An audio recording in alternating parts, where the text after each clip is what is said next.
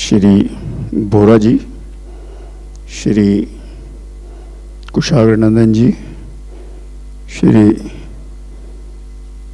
Pravir ji, and ladies and gentlemen, this 2 days conference you will come across 17 sessions and roughly 3 dozen speakers on the 4 conferences, their directly related topics and the related subjects which flow from them.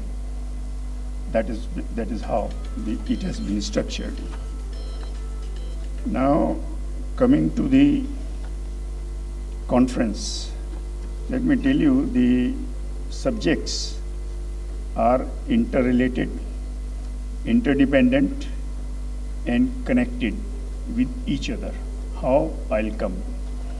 Renewable energy and mobility, and that is energy, water, hydrogen, waste to energy or waste to wealth, how they get connected. First we start with electricity. I'll not load you with statistics. A lot of statistics will be given to you in PowerPoint presentations.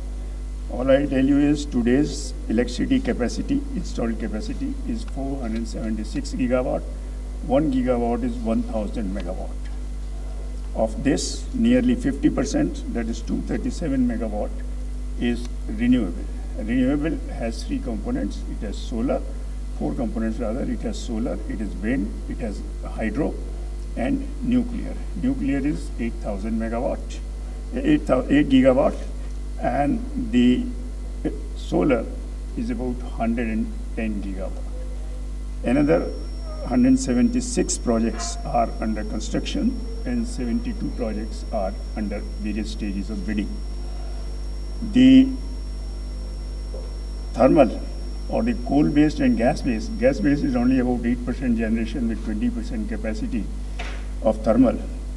But coal-based power, 50% capacity generates 71% of the total electricity.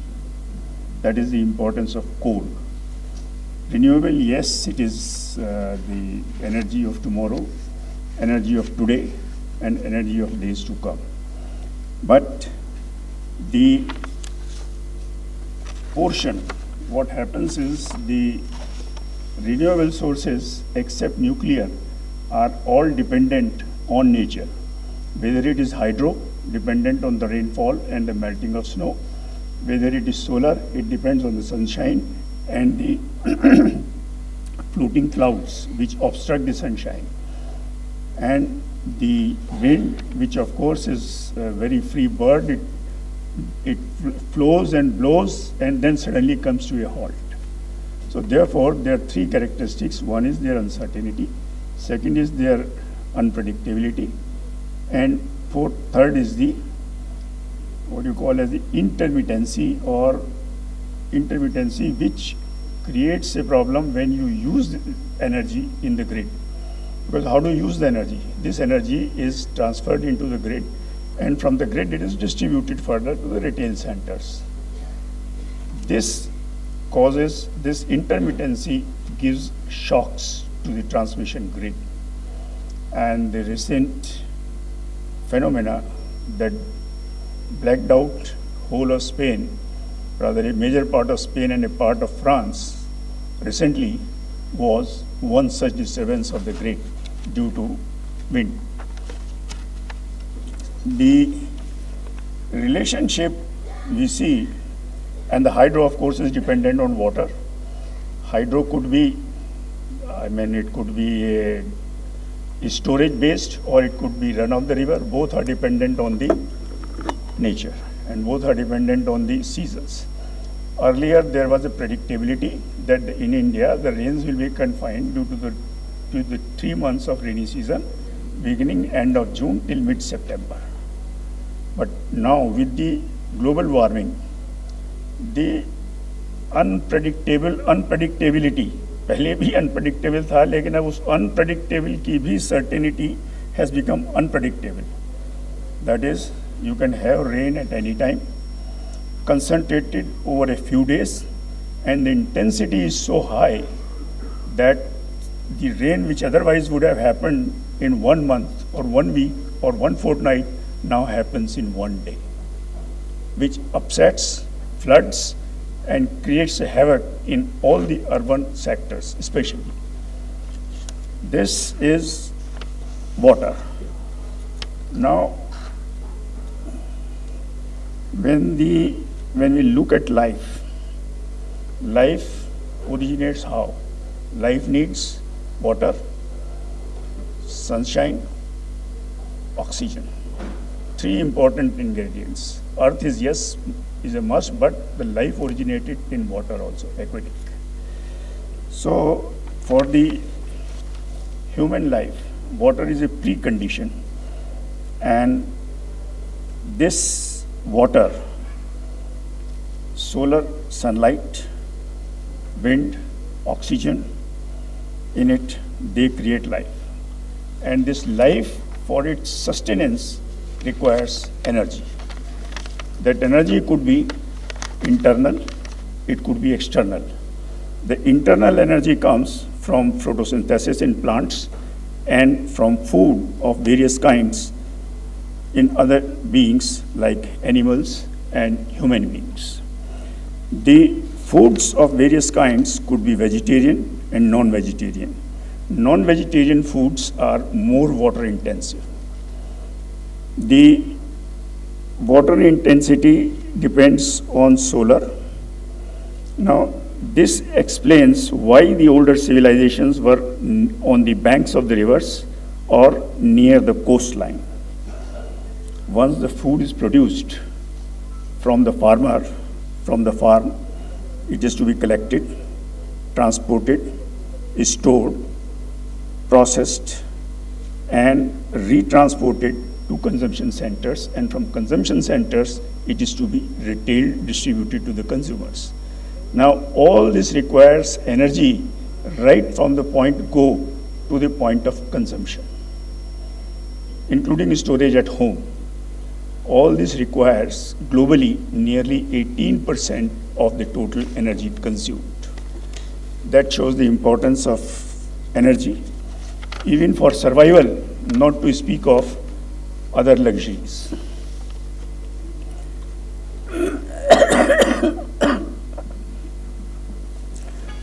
Now, this uncertainty and intermittency of the renewables, this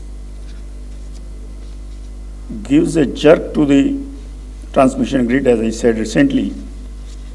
To control such disturbances, the technology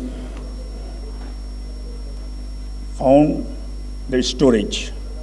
That is, the energy that is generated by various means is stored. Stored where? Either in battery or in water. That is hydro. In battery storage, battery is little expensive. Now the cost is coming down. And secondly, the water storage, that is by way of pump storage or hydro energy.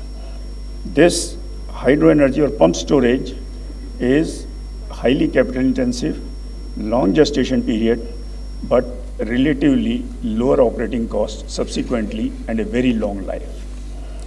The battery is more of a chemical storage.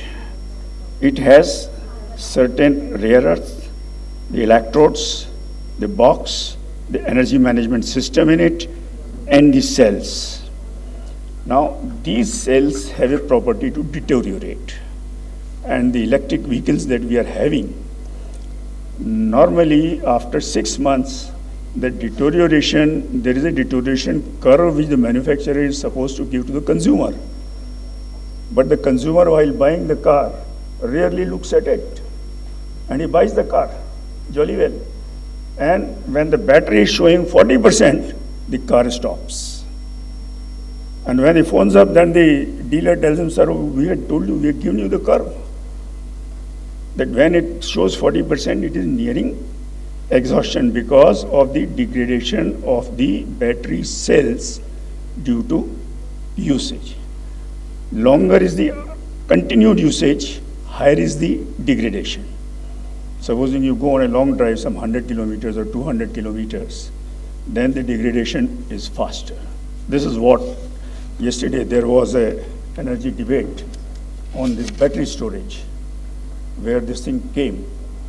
And during the discussion, one of the battery manufacturers gave forward this information.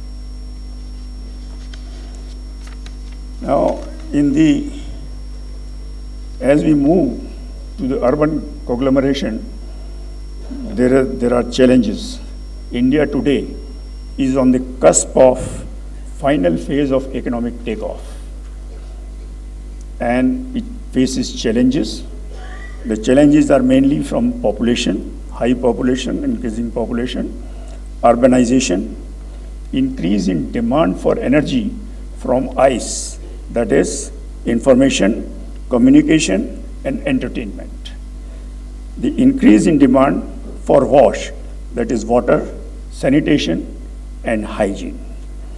Urbanization, even house construction includes lot of fittings and fixtures in it. All of them are manufactured items and require energy. Therefore, with urbanization, there is an increase in demand even for the manufactured products, their transport. Then last but not the least, transport is the biggest energy guzzlers. Transport, urban mobility, within the city, intracity, intercity, interstate, they all account for a major portion of consumption of energy, which needs to come. Now, this energy has various characteristics. That is, every energy cannot go into transport. It has to be safe, it has to be storable, it has to be transportable, it has to be dispensable, and last but not least, efficient. While looking at all this, the government of India has looked at number of options and found that all fossil fuels are good, efficient, and at times affordable, but their price, quantity, availability, currency of payment face global geopolitical threats from time to time. We had seen during the Russia-Ukraine conflict, and recently in the Iran-Israel conflict. Therefore, there was search for a mobile, dispensable, safe, and renewable energy fuel, and they zeroed in partly on ethanol from agriculture residue. Initially, there was a conflict between food and fuel when it was found that America manufactured ethanol from corn, and that corn, which otherwise was exported as food, was used to produce the fuel.